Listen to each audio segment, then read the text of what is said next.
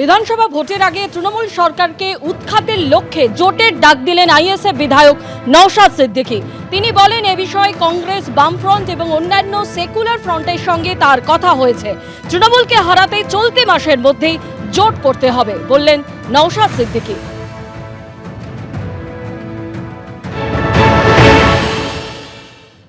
করবার জন্য প্রস্তুত, বিজেপি এবং তৃণমূলকে হারানোর জন্য, সহজে যাতে হারানো যায় তার জন্য, কষ্ট কম যাতে করে বেশি ফল পাওয়া যায় তার জন্য জাতীয় কংগ্রেস, লেফট ফ্রন্ট আরো যে সমস্ত সেকুলার ফোর্সগুলো আছে তাদেরকে আমরা জানিয়েছি। 21শে জানুয়ারির প্রস্তুতি হয়ে গিয়েছিল বলে এই কটা দিন মধ্যখানে গ্যাপ পড়ে গিয়েছে।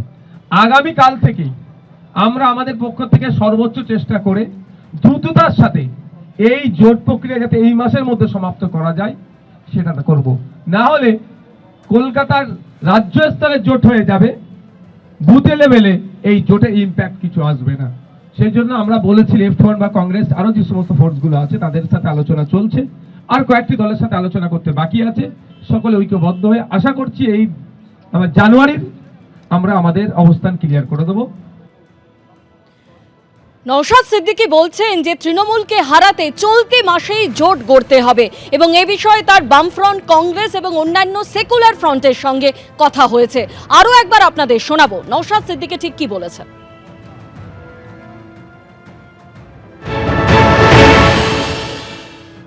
করবার জন্য প্রস্তুত, বিজেপি এবং তৃণমূলকে হারানোর জন্য, সহজে যাতে হারানো যায় তার জন্য, কষ্ট কম যাতে করে বেশি ফল পাওয়া যায় তার জন্য জাতীয় কংগ্রেস, লেফট ফ্রন্ট আরো যে সমস্ত সেকুলার ফোর্সগুলো আছে তাদেরকে আমরা জানিয়েছি। 21শে জানুয়ারির প্রস্তুতি হয়ে গিয়েছিল বলে এই কটা দিন মধ্যখানে গ্যাপ পড়ে গিয়েছে। আগামী কাল থেকেই আমরা আমাদের পক্ষ থেকে সর্বোচ্চ চেষ্টা করে দ্রুততার সাথে এই জোট প্রক্রিয়া যাতে এই মাসের মধ্যে সমাপ্ত করা যায় সেটা করব। না হলে কলকাতার রাজ্য স্তরে জোট হয়ে যাবে, বুথে লেভেলে এই জোটে ইম্প্যাক্ট কিছু আসবে না। সেই জন্য আমরা বলেছি লেফট ফ্রন্ট বা কংগ্রেস আরো যে সমস্ত ফোর্সগুলো আছে তাদের সাথে আলোচনা চলছে, আর কয়েকটি দলের সাথে আলোচনা করতে বাকি আছে। সকলে ঐক্যবদ্ধ হয়ে আশা করছি এই জানুয়ারির আমরা আমাদের অবস্থান ক্লিয়ার করে দেবো। আর নওশাদ সিদ্দিকী তিনি যে কথা বলছেন যে জোট নিয়ে তার সঙ্গে কথা হয়েছে বামফ্রন্ট, কংগ্রেস এবং অন্যান্য সেকুলার ফ্রন্টে। আজ শহীদ মিনারে নওশাদ সিদ্দিকীর এই সভা ছিল, শক্তি প্রদর্শন করেন সেখানে নওশাদ সিদ্দিকী এবং সেখান থেকে তৃণমূল সরকারকে হটাতে জোটের বার্তা দেন তিনি এবং সেক্ষেত্রে তিনি বলেন যে চলতি মাসেই এই জোট নিয়ে তাদের এগোতে হবে, কারণ ইতিমধ্যেই বামফ্রন্ট, কংগ্রেস এবং অন্যান্য সেকুলার ফ্রন্টের সঙ্গে তার কথা হয়েছে। কংগ্রেস, সিপিএম কার কি বক্তব্য শোনাবো।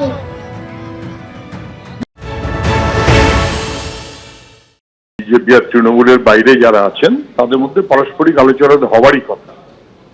সদর্থক মনোভাবে নিশ্চয়ই নওশাদ সিদ্দিকী বলেছেন এই নির্বাচনে যে কোনো সেন্সেবল লোক যে কেউ বুঝবে যে যদি পশ্চিমবাংলাকে বাঁচাতে হয়, যুব সমাজকে যদি রক্ষা করতে হয়, পরের প্রজন্মের দিকে যদি তাকাতে হয়, তাহলে এই মন্দির মসজিদ রাজনীতির নামে যে ধ্বংসের ব্যবস্থা হচ্ছে তার বাইরে মানুষকে ঐক্যবদ্ধ হতেই হবে। বিজেপি তৃণমূলকে হারাতে গেলে বাকি সবাইকে যারা সেকুলার তাদের একজোট হতে হবে।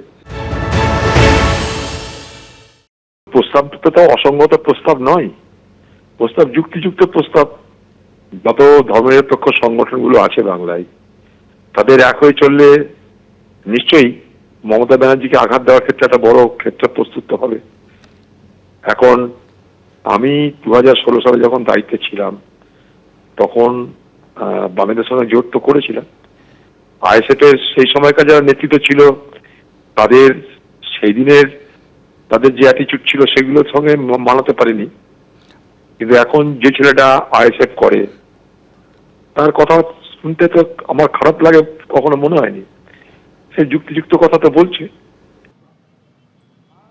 আইএসএফ বিধায়ক নওশাদ সিদ্দিকী আজ শহীদ মিনারের সভা থেকে শক্তি প্রদর্শন করেন এবং সেখানে তিনি বলেন তৃণমূল সরকারকে হটাতে জোট গড়তে হবে। আর এই নিয়ে ভরতপুরের সাসপেন্ডেড বিধায়ক হুমায়ুন কবির কি বলছেন শুনুন।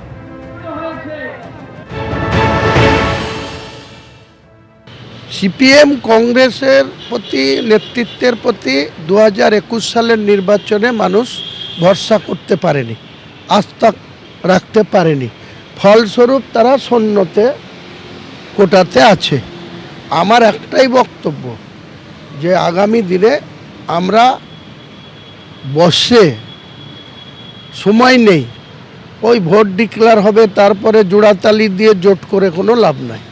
সদিচ্ছা থাকলে জানুয়ারির মধ্যেই বসুন, সে সেলিম সাহেবরা বসুন, সুজনবাবুরা বসুন, নওশাদ সাহেব বসুন, আব্বাস ভাইজান বসুন, কংগ্রেসের অধীরবাবু আর ঈশা খান।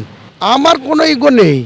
আমি চাই আজকের দিনে এই চোর জুচ্চোরের নেতৃত্ব দেওয়ার নেত্রী মমতা বন্দ্যোপাধ্যায়কে আর চতুর্থবারের জন্য কোনো মতেই মুখ্যমন্ত্রীর গদিতে যেন না বসতে পারে। আবার তিনি বসার পরে আর এক বড় ডাকাতকে বসিয়ে দেবেন, কারণ উনি 2-6 মাস থেকে তার ভাইপোকে বসিয়ে দেবেন, তাহলে রাজ্যটার আরও সর্বনাশ হয়ে যায়।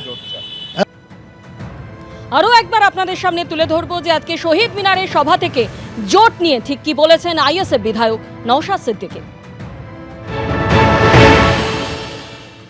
ভোট করবার জন্য প্রস্তুত, বিজেপি এবং তৃণমূলকে হারানোর জন্য, সহজে যাতে হারানো যায় তার জন্য, কষ্ট কম যাতে করে বেশি ফল পাওয়া যায় তার জন্য জাতীয় কংগ্রেস, লেফট ফ্রন্ট আরো যে সমস্ত সেকুলার ফোর্সগুলো আছে তাদেরকে আমরা জানিয়েছি। 21শে জানুয়ারির প্রস্তুতি হয়ে গিয়েছিল বলে এই কটা দিন মধ্যখানে গ্যাপ পড়ে গিয়েছে। আগামী কাল থেকেই আমরা আমাদের পক্ষ থেকে সর্বোচ্চ চেষ্টা করে দ্রুততার সাথে এই জোট প্রক্রিয়া যাতে এই মাসের মধ্যে সমাপ্ত করা যায় সেটা করব। না হলে কলকাতার রাজ্য স্তরে জোট হয়ে যাবে, বুথে লেভেলে এই জোটের ইম্প্যাক্ট কিছু আসবে না। সেই জন্য আমরা বলেছি লেফট ফ্রন্ট বা কংগ্রেস আরো যে সমস্ত ফোর্সগুলো আছে তাদের সাথে আলোচনা চলছে, আর কয়েকটি দলের সাথে আলোচনা করতে বাকি আছে। সকলে ঐক্যবদ্ধ হয়ে আশা করছি এই জানুয়ারির আমরা আমাদের অবস্থান ক্লিয়ার করে দেবো। এবিপি আনন্দ, এগিয়ে থাকে, এগিয়ে রাখে।